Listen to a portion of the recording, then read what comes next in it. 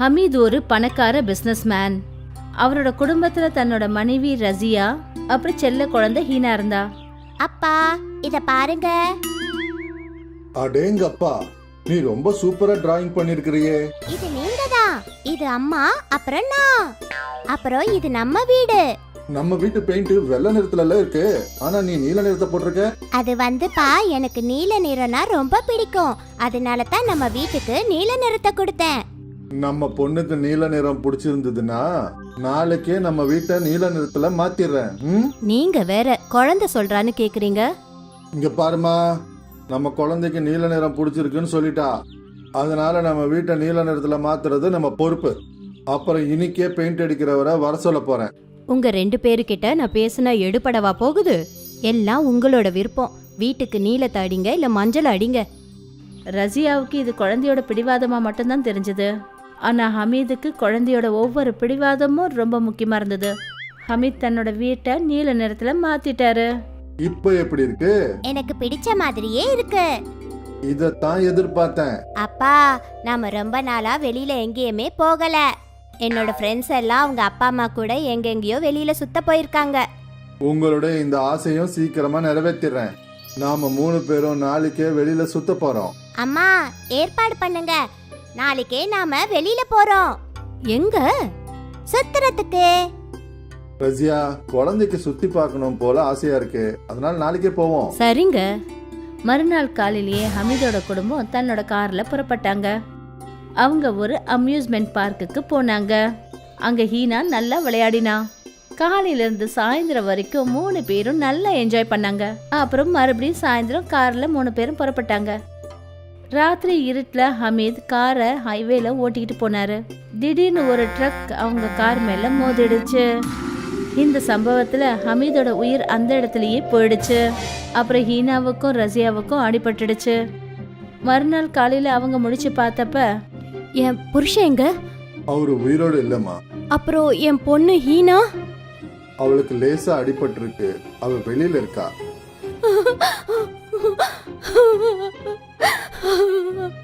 உங்க தலையில பயங்கரமா அடிபட்டு இருக்கு, நீங்க இப்ப ஓய்வு எடுக்கணும்.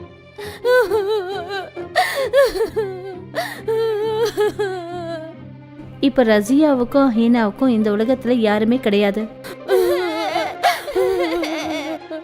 கொஞ்ச நாளைக்கு அப்புறம் ஹாஸ்பிட்டல்ல இருந்து டிஸ்சார்ஜ் ஆகி ரசியா அவங்க வீட்டுக்கு போனாங்க. அப்போ ஒரு ஆளு அவங்கள தடுத்துட்டாரு. ஆமா, நீங்க யாரு? எங்க வீட்டுக்குள்ள போக கூடாதுன்னு நீங்க ஏன் தடுக்கிறீங்க? மேடம், இந்த ப்ராப்பர்ட்டியை பேங்க் சீல் பண்ணிட்டாங்க. ஹமீத் குரேஷி பேங்க்ல லோன் எடுத்திருந்தாரு. அவர் அந்த லோனை அடைக்கிறதுக்கு முன்னாடி இறந்துட்டாரு. அந்த ஹமீதோடைய பிசினஸ் மேல பேங்க்குக்கு முழு உரிமை இருக்கு. இப்ப ரசியா அப்புறம் ஹீனா கிட்ட ஒதுங்கிறதுக்கு கூட ஒரு வீடு கிடையாது.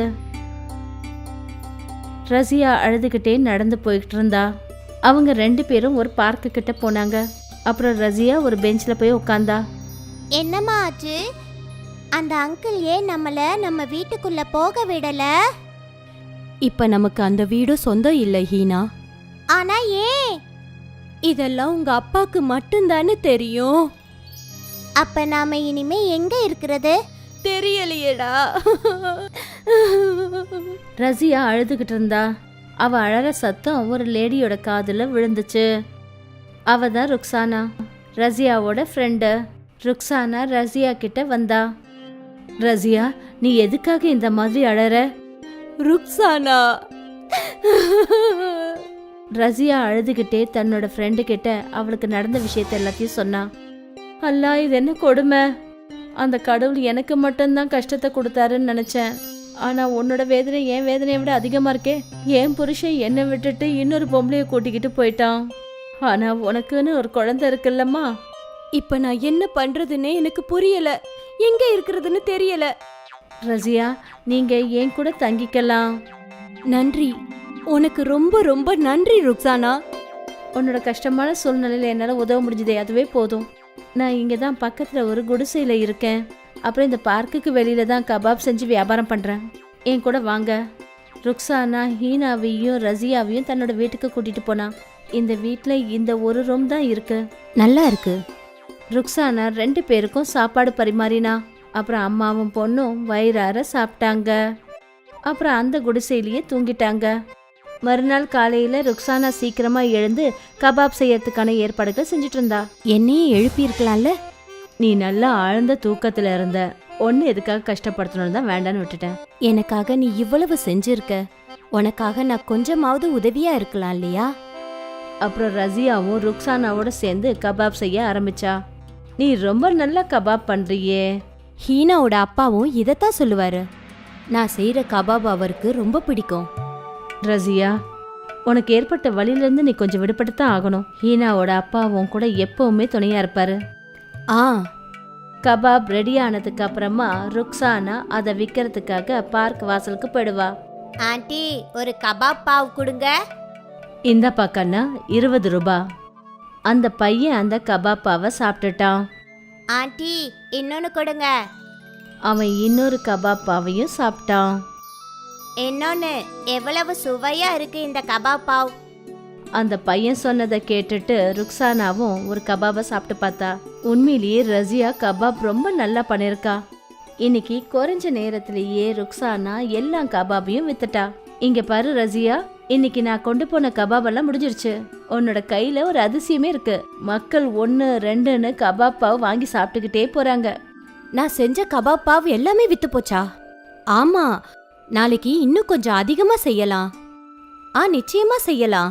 மறுநாள் காலையில ரசியா இன்னும் அதிகமா கபாப் செஞ்சா. அப்புறம் இன்னைக்கும் எல்லா கபாபும் உடனுக்குடனே வித்து போச்சு. யாரெல்லாம் வந்து கபாப் சாப்பிட்றாங்களோ அவங்க எல்லாருமே பாராட்டிட்டு இருந்தாங்க. இந்த விஷயம் ரொம்ப நாள் அப்படியே நடந்துகிட்டே இருந்தது. ஒரு நாள் ருக்ஸானாவுக்கு உடம்பு சரியில்லாம போயிடுச்சு. அவளுக்கு பயங்கரமா ஜுரம் அடிச்சது. ருக்ஸானா, நீ இன்னைக்கு ஓய்வு எடுத்துக்க. அப்புறம் இந்த கபாபை யார் விற்கிறது? நானு. ஹீனா, நீ ஆண்டிய பாத்துக்கமா. சரிங்கம்மா. ஆனா இதை உன்னால எப்படி செய்ய முடியும்? தினமும் நீ பண்ற மாதிரி தான். கவலைப்படாத, நான் எல்லாத்தையும் பாத்துக்கிறேன். ரசியா கபாப்பாவை எடுத்துக்கிட்டு பார்க்குக்கு வெளியில போய் நின்னா. ஒருத்தர்னு நிறைய பேர் வந்து கபாப் வாங்கினாங்க. அப்புறம் ஒரு ஆளு ரசியா கிட்ட வந்தாரு. சிஸ்டர், இந்த கபாபை நீங்க எங்க இருந்து வாங்குனீங்க? இத நான் வாங்குனது கிடையாது, நானே என் கையால செய்யறேன். இவ்வளோ சுவையான கபாபை நான் இது வரைக்கும் சாப்பிட்டதே கிடையாது. என் பேரு சுஷாந்த். நான் ஒரு ஈவெண்ட் கம்பெனில வேலை பார்க்கறேன். நீங்க எங்க ஈவெண்ட்ஸ்க்கு இதே மாதிரி கபாப் செஞ்சு கொடுக்க முடியுமா? ஆ, தாராளமா. சுஷாந்த் அவருடைய கார்டை ரசியா கிட்ட கொடுத்தாரு. நீங்க நாளைக்கு காலையில எனக்கு ஃபோன் பண்ணிடுங்க. நான் உங்களுக்கு தினமும் ஆர்டர் கொடுக்குறேன். அப்புறம் எங்க ஆட்கள் உங்ககிட்ட பணத்தை கொடுத்துட்டு கபாபை வாங்கிட்டு போவாங்க. சரிங்க. அதை கேட்டதும் ரசியாவுக்கு ரொம்ப சந்தோஷமா இருந்தது. ராத்திரி வீட்டுக்கு போனதும் ருக்ஸானா அப்புறம் ஹீனா கிட்ட நடந்த விஷயத்த சொன்னா. இது உண்மையிலேயே நல்ல செய்தி ரசியா. மறுநாள் காலையில சுஷாந்துக்கு ரசியா ஃபோன் பண்ணா. அப்புறம் அவரு 1000 கபாப்கான ஆர்டர் கொடுத்தாரு. ரசியாவும் ருக்ஸானாவும் சேர்ந்து கபாபை செஞ்சாங்க. அப்புறம் கம்பெனி ஆட்கள் கிட்ட அந்த கபாபை கொடுத்துட்டு அவங்க கிட்ட பணத்தை வாங்கிக்கிட்டாங்க. இந்த பிஸ்னஸ் நடந்துகிட்டே இருந்தது. சுஷாந்த் தினமும் ரசியாவுக்கு கபாப் ஆர்டர் கொடுப்பாரு. ரசியா ருக்ஸானாவோட வருமானம் அதிகமாயிடுச்சு. இப்போ அவங்க 2 பேரும் ஒரு அழகான நல்ல வீடா வாங்கிட்டாங்க. ஹீனா மறுபடியும் ஸ்கூலுக்கு போக ஆரம்பிச்சா. ரசியாவும் ருக்ஸானாவும் இன்னும் நிறைய லேடிஸை தன்னோட வேலைக்கு வச்சுக்கிட்டாங்க. இது போல கபாப்பா 3 பேரோட வாழ்க்கையையும் மாத்திடுச்சு. முக்கத்துக்கு பனைமர தோப்பு இருந்தது. அவரு பனைமரத்துல ஏறி பனங்காய்களை பறிச்சு போடுவாரு. அப்புறம் இந்த பனங்காய்களை கொண்டு போய் வியாபாரி கிட்ட விற்பாரு. பணத்தை வாங்கிட்டு வருவாரு. இங்க பாருங்க தம்பி, பனநுங்கு நிறைய கொடுக்கறதுக்கு பாருங்க. மார்க்கெட்ல பனநுங்குக்கு டிமாண்ட் அதிகமாயிடுச்சு. சரிங்க சார், நாளையில இருந்து நிறைய பனநுங்கு கொடுக்கறதுக்கு முயற்சி பண்றேன். சரிப்பா. முக்குந்துக்கும் மயூரிக்கும் ஒரே ஒரு பொண்ணு பேரு மீனா. மீனா, நீ எங்க இருக்க? இவ்வளவு நேரம் இங்கதான் இருந்தா. அநேகமா அவ ஃப்ரெண்ட்ஸுங்க கூட விளையாடுறதுக்கு போயிருப்பா. ஆனா அவளை எதுக்காக தேடுறீங்க? அவ பனநுங்கு சாப்பிடணும்னு சொன்னா. அதனால அவளுக்காக பனநுங்கு கொஞ்சம் வெட்டி எடுத்துட்டு வந்திருக்கிறேன் பாரு. அப்பதான் மீனா, அடேங்கப்பா, பனநுங்க, இது எல்லாத்தையும் நான் மட்டும் தான் சாப்பிடுவேன். உனக்காக தான் வாங்கிட்டு வந்திருக்கேன், பொறுமையா சாப்பிடு. மழை காலமோ இல்ல வெயில் காலமோ முக்குந்து எந்த ஒரு சமயத்திலையும் பனை மரத்துல ஏறுவாரு. ஒரு நாள் என்ன ஆச்சுன்னா, 2 நாளா இந்த மழை நிக்கிற மாதிரியே தெரியல. கடவுளே, இந்த மழை கொஞ்சம் சீக்கிரமா நிக்கணும். நீங்க மரத்துல ஏறும்போது ஜாக்கிரதையா ஏறுங்க. மரம்லாம் ஈரமாவே இருக்கும். ஜாக்கிரதையா தான் ஏறுறேன். நான் மரம் ஏறத்துக்கு கத்துக்குட்டியா என்ன? நீங்க உறுதியானவர் தெரியும். இருந்தாலும் நீங்க ஜாக்கிரதையா இருங்க. சரிங்க மனைவி மேடம், நீங்க கவலைப்படாதீங்க. நான் இதோ போயிட்டு இதோ வந்துடுவேன். சரிங்க. முகுந்த் பனை மரத்து மேல ஏறிட்டாரு. அவர் ரொம்ப ஜாக்கிரதையா ஒவ்வொரு பனங்காயா வெட்டிக்கிட்டு இருந்தாரு. கொஞ்ச நேரம் ஆயிடுச்சு. அப்பதான் திடீர்னு மீனா அந்த இடத்துக்கு வந்தா. அப்பா! மீனாவோட குரலை கேட்டுட்டு முகுந்தோட கவனம் சிதறிடுச்சு. அப்புறம் அவரு மரத்துல இருந்து வழுக்கி நேரா கீழே விழுந்துட்டாரு. அப்பா! மீனா உடனே அங்கிருந்த கிராமத்து ஜனங்களுக்கு குரல் கொடுத்தா. எல்லாரும் அங்கிருந்து ஓடி வந்தாங்க. மாமா! அப்பா கீழே விழுந்துட்டாரு. கிராமத்து ஜனங்கள்லாம் அங்க ஒண்ணு கூடி வந்தாங்க. முகுந்துக்கு ஆபரேஷனும் பண்ணாங்க. ஆனா அவரால் எப்பவுமே அவரோட காலில் நிக்கவே முடியாம போயிடுச்சு. இப்ப என்ன பண்றது? இனிமே என் குடும்பத்தை நான் எப்படி நடத்துவேன் தெரியலையே. நீங்க கவலைய விடுங்க. நிச்சயமா ஏதாவது பண்ணிக்கலாம். அந்த கடவுள் நமக்கு கஷ்டத்தை கொடுத்திருக்காருன்னா நிச்சயமா ஒரு நல்ல வழியையும் காட்டுவாரு. ஆனா எப்படி? நான் இப்ப ஊனமாயிட்டனே. இதுக்கு பதிலா அந்த கடவுள் என்ன கொன்னே இருக்கலாமே. அந்த மாதிரி எல்லாம் சொல்லாதீங்க.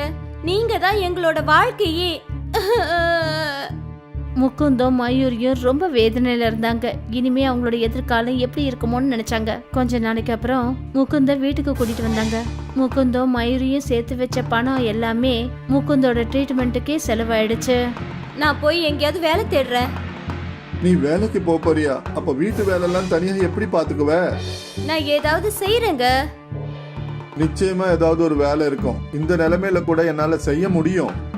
இல்ல நீங்க ஓய்வெடுங்க. இல்ல மயூரி, நான் உனக்கு என்னைக்கும் சுமையா இருக்க மாட்டேன். இந்த நிலைமையில உங்களால என்ன செய்ய முடியும்? நிச்சயமா ஏதாவது இருக்கும். மறுநாள்ல இருந்து மயூரி வேலை தேடி அலைய ஆரம்பிச்சா. அவ நிறைய கடைகள் அப்புறம் கம்பெனி எல்லாம் ஏறி இறங்கிட்டா. ஆனா அவளுக்கு எங்கேயுமே ஒரு வேலை கூட கிடைக்கல. எனக்கு எந்த ஒரு வேலையும் கிடைக்கலங்க. பேசாம ஏதாவது தொழில் செய்யலான்னு யோசிக்கிறேன். ஆனா என்ன தொழிலு? நான் உனக்கு ஏதாவது உதவி பண்ண முடியுமா? இன்னைக்கு நான் மார்க்கெட்ல பக்கோடா கடைங்களை பார்த்தேன். ரொம்ப கூட்டம் இருக்கு. நானும் நல்லா பக்கோடா செய்வேங்க. நான் ஏன் பக்கோடா வியாபாரம் பண்ணக்கூடாது? அத செய்யலாமே. ஆனா எல்லாருக்கும் அந்த கடை பக்கோடா தான் ரொம்ப பிடிக்கும். அதனால நீ ஏதாவது புதுவிதமான பக்கோடா செஞ்சாதான் நல்லா இருக்கும். எப்படி புதுசா? அதாவது சைனீஸ் பக்கோடா இருக்கு.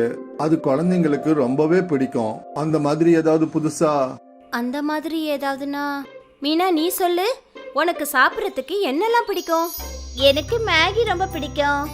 மேகி பக்கோடா எப்படி இருக்கும்? மேகில பக்கோடா கூட செய்வாங்களா என்ன? அதுவும் ரொம்ப மொறுமொறுன்னு. போ மீனா, ஓடி போய் ஒரு மேகி பாக்கெட் வாங்கிட்டு வா. மீனா மேகி வாங்கறதுக்காக போயிட்டா.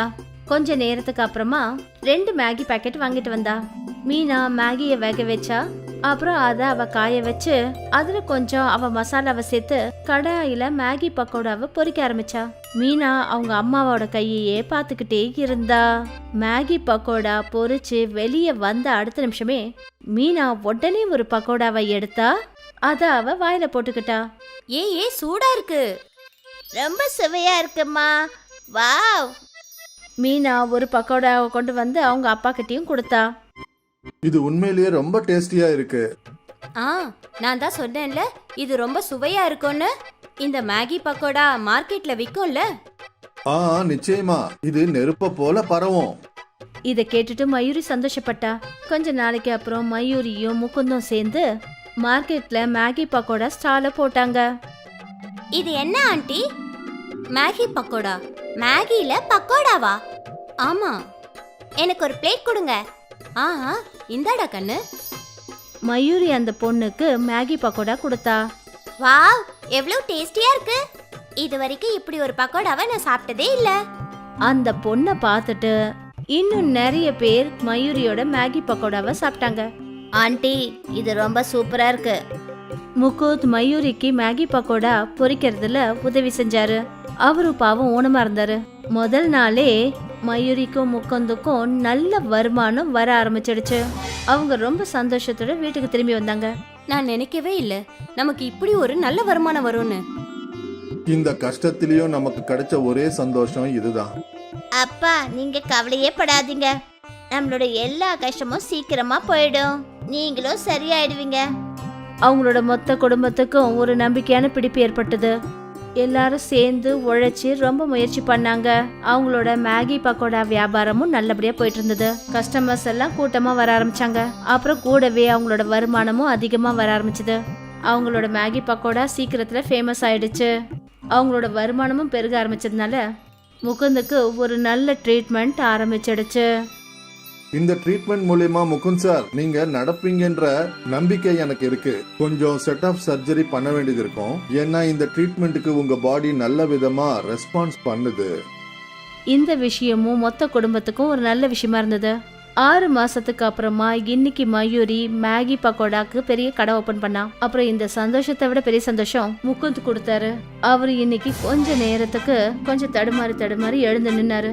இதுல இருந்து என்ன தெரியுதுன்னா, இன்னும் கூடிய சீக்கிரத்துல தன்னோட காலில் எழுந்து நிப்பாருன்னு தோணுது. அப்புறம் இதெல்லாம் அவங்களுடைய மேகி பக்கோடாவோட அற்புதத்தால நடந்தது. இதுக்கு அப்புறமாவும் இந்த மேகி பக்கோடா தூள் கலப்புங்க.